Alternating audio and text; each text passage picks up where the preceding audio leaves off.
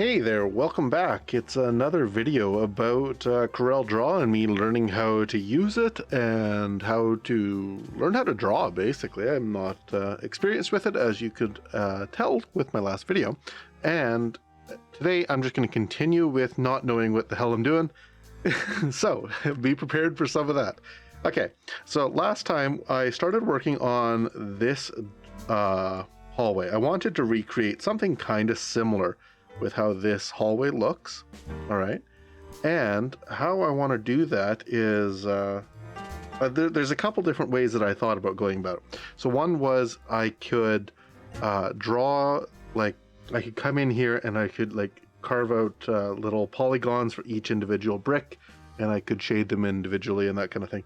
And that's certainly a possibility, something that I could do, and we could just have this whole thing recreated as is, basically just trace the image. I'm going to try something a little bit different.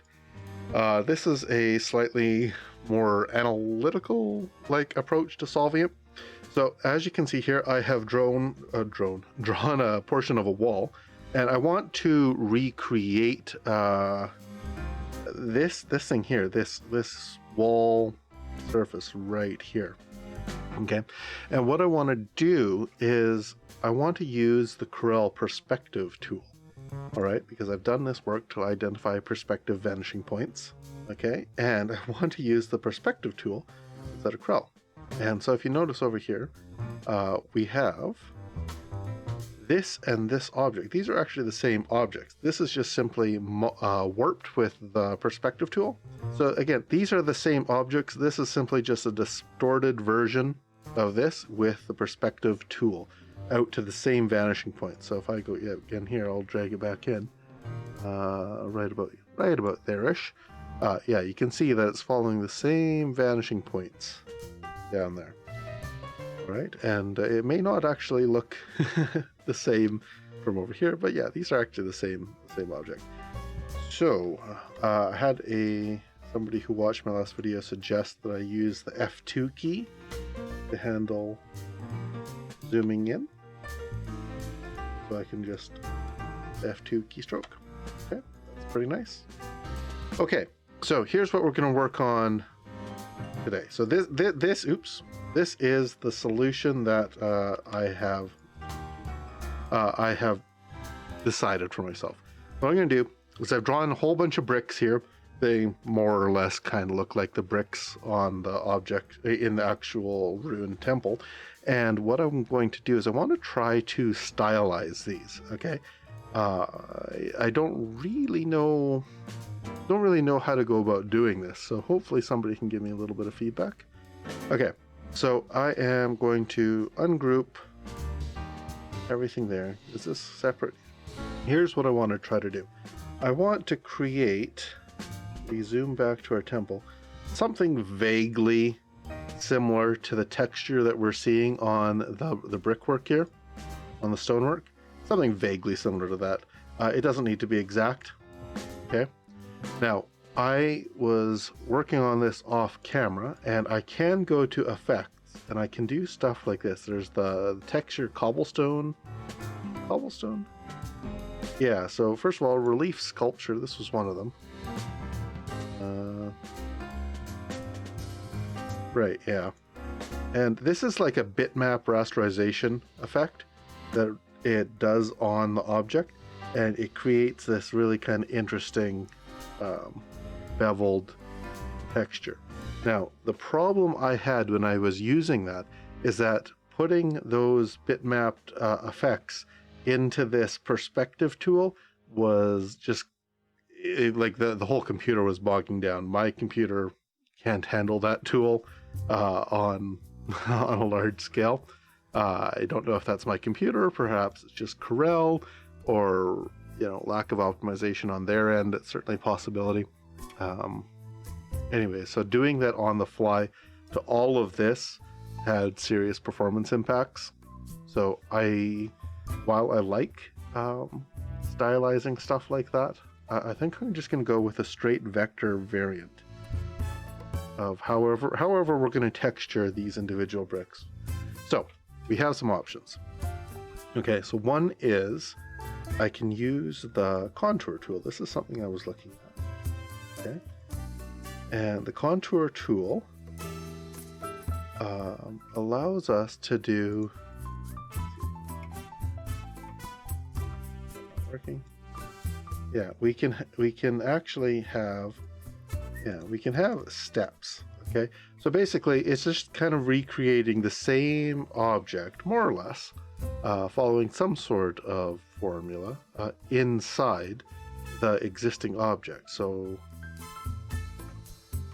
if I was to color it like that, yeah, you can see we zoom in. Yeah, we have all these individual stepped shapes, and so this is a dynamically generated way that we could texture our bricks, right? And so that's not bad, right? So there. Now I've selected the innermost contour thing, and what color is this? Magenta. Anyway, so that's one thing that we could do. So that's one way that we could like create a bricky type of thing, although it's not great. An alternative is we could just go in here and draw some shapes, right? And give them a bit of transparency. Where is my transparency tool? Somewhere in here, right? Where are you? That one.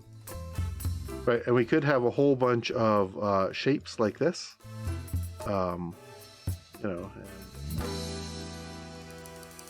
I don't even know if transparency is the correct way to do that, but you know, we could just draw a whole bunch of just shapes on each brick, and we could even have a whole collection of little shapes that we're reusing across a whole bunch of the brickwork. So that's one thing that we can do, and this would be relatively easy for Corel to handle. It's kind of like its forte, drawing weird and wacky shapes. Okay, and then there is another. So that's another idea for texturing these things. Then there is other tools that we can use. We can use which one was it? Contour, blend. Yeah, blend. Okay, so in this case, I'm going to draw a shape here. Okay.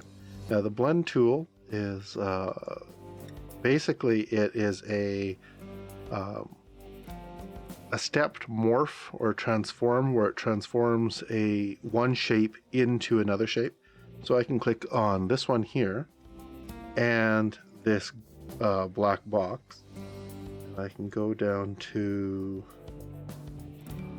which one was it? Blend. Wait, no, is that wrong? Yeah. And so now I am blending this background gray kind of bricky thing into this object here, and I can actually move the object around, do weird and wonderful and wacky things, and increase the number of steps. I'm assuming, yeah, here, so I can have more and more and more steps. All right, so that's something else. It's another tool that we can use anyways. Okay, so that's some of the tooling inside of Corel that we can use. How I specifically want to go about it, I'm not entirely certain at the moment. And my experience level is like directly informing what my options are. So I'm going to try filling around a little bit, and I'll see what I can come up with, and I'll come back after I've fiddled around for a bit, and yeah, we'll see what I've come up with.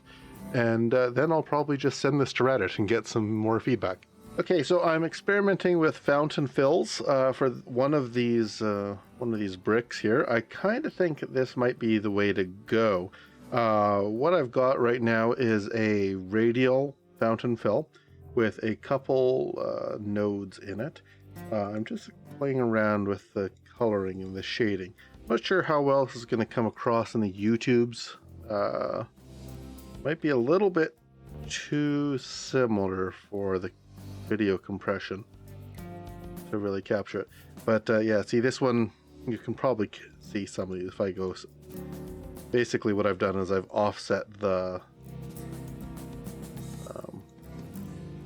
shading, or offset the radial origin of the radius for the fill, and so it's okay. And then I set to repeat, and I've smoothed it out. So that's kind of what I'm thinking. I'm gonna name this. I don't really like this yellow. I don't mind the yellow. Hold on. So I'm gonna just fiddle around a little bit more. Ooh, that one. Could do something like that. That softens it up, brightens it up quite a bit too. I kind of like this nice, rich red coloring, so I'm gonna stick with that. All right. So there we go. Did I manage to save that?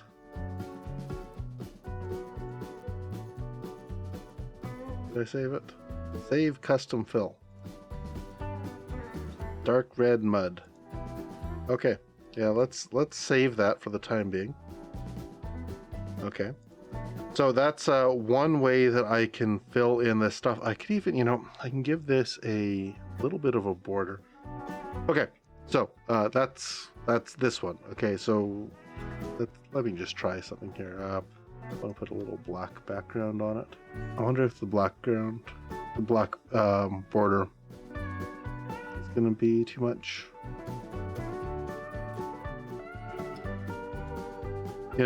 This doesn't need to be all that realistic. I'm not, but I would like it to be. That's not bad. That's not a bad brick. What happens if I choose to style a couple of them like that? Which one was it? Fountain fill? No, it was a vector pattern? No, it wasn't a vector. This is something that I was actually looking at. I kind of like the idea of these vectored shapes. I'm gathering I can download them from Corel or somebody like that. Anyways, obviously none of these will do, but yeah. Anyways, fountain fill. This is where I was. Right? Did I not save one? Yeah, there it is. And I suppose. I can move them around for each of them. That might be an idea.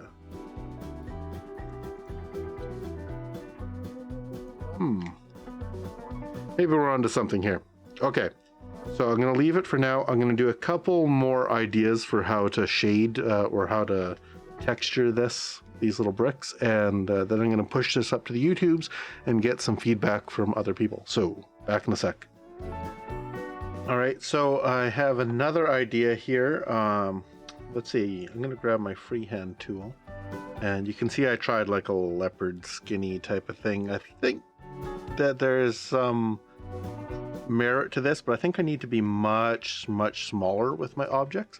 But first of all, I want to try something here. So I'm going to just try do like that. And maybe something like that.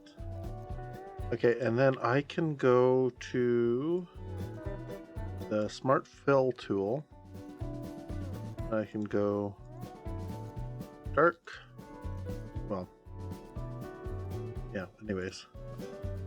I can create distinct objects out of the thing here. So like this is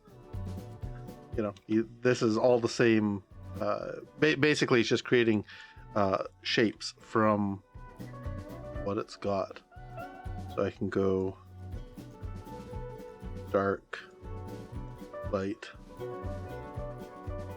lighter. All right, so that's another idea for how I can be shading or texturing this. I kind of like that. Then the other thing I was thinking of doing is. I don't know if there's a way I can add noise, but let's see.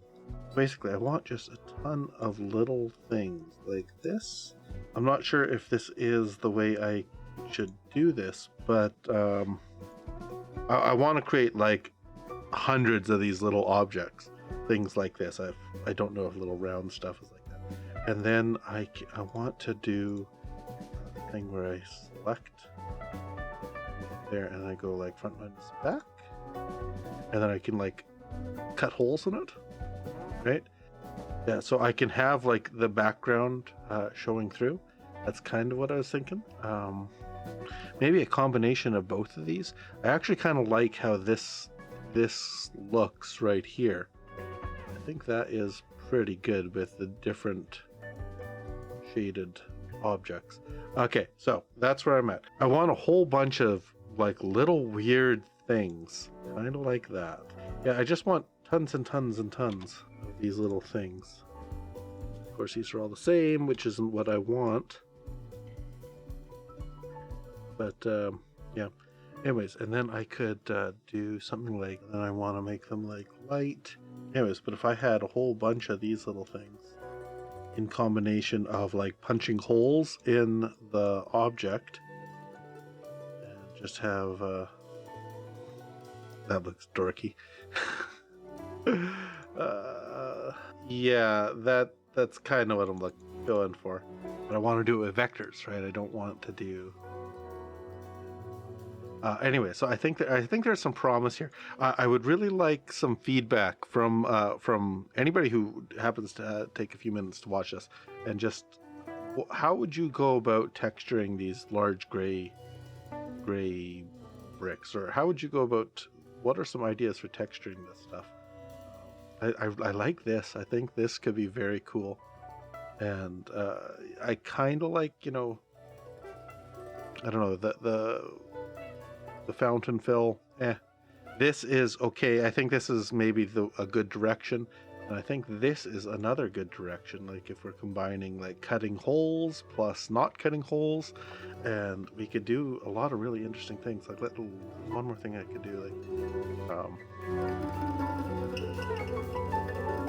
yeah, so I can like cut out chunks of the stone too, like that. That's another option, right? Anyways, I would really like some input on ways I can go about this. I noticed that I ruined yeah. I've got these dorky things. Anyways, whatever. Yeah. Please give me some feedback on what you think might be a good way to go about texturing this stuff, okay?